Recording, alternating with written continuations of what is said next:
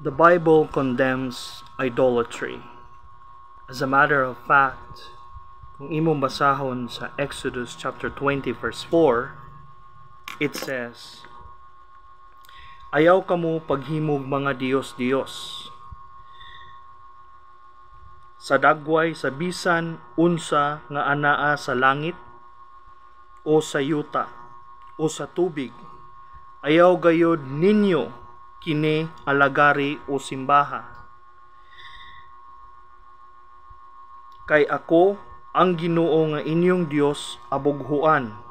Dili ako gusto nga may lain kamong simbahon. Silutan ko ang mga nakasala kanako, apil ang ilang mga kaliwat hangtod sa ikatulo o ikaupat nga henerasyon niadtong mga nagasalikway kanako." Definitely, God condemns idolatry. Klaro ang gisulti sa Biblia, Brother Jesse Vicera. You have actually misinterpreted the Bible. Sa 1 Corinthians 10:4 na imuha nga gikot nga niingon si Apostle Paul didto nga si Kristo mao ang bato.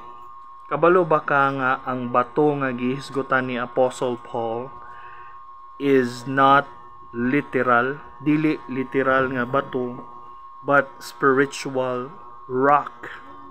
Kung mayroon kang spiritual, espirituhanon, Brother Jesse Vicera, espirituhanon. Rock symbolizes, nagasimbolo na og foundation. Si Christ, si Jesus Christ ang atuang foundation, pundasyon sa atuang Christian faith. Wala nagtudlo whatsoever ang 1 Corinthians 10:4 nga magsimba kita og bato. So, bear that in mind nga you have just actually misinterpreted the true meaning of that verse nga imuhang gikot.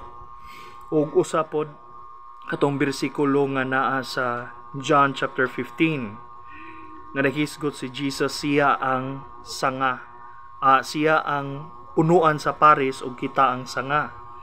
Now, ningon ka nga musimba mo kahoy. Again, wala na nagtudlo nga musimba kahoy ta, ha? But gitudlo ana is dili nato mahimo ang atong kinabuhi without Christ. Kay si Jesus mismo ang sentro sa atoa nga kinabuhi.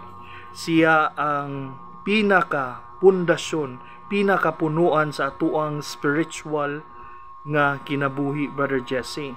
So, klaro nga na misinterpret nimo ang Bible, na miss nimo ang pagsabot sa mao nga passage sa Bible. So we need to study, okay? And if you want verses on idolatry, doon ako'y daghang mga verses sa idolatry. And the other verse that I can give you is found in Galatians chapter 5 verse 20 o sa Isaiah chapter 44 verses 9 to 20. Imuha na, pwede na nimong lantawon. And again, give time to study the Word of God. No?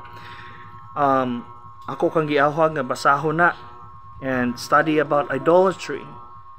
Tungod erroneous ang imuha nga pag filosofiya, no, nahimo nimong philosophy sa maong Bible, sa maong bersikulo.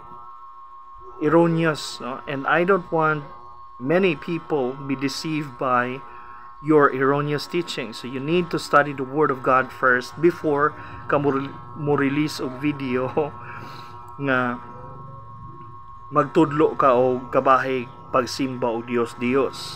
And again, akong usbon, God condemns idolatry. Wala nagtudlo ang Ginoo nga maghimo kitag Dios, maghimo pormaho na tug murag tawo ug atuang simbahon, no? Sumala sa atuang gibasa, atuang simbahon, dili, rather musimba ta sa tinuod nga Dios nga naa sa langit, Brad Jesse. Wala sa atong makita like kahoy, mga ribulto, estatwa, no. dili na mao ang tudlo sa Ginoo.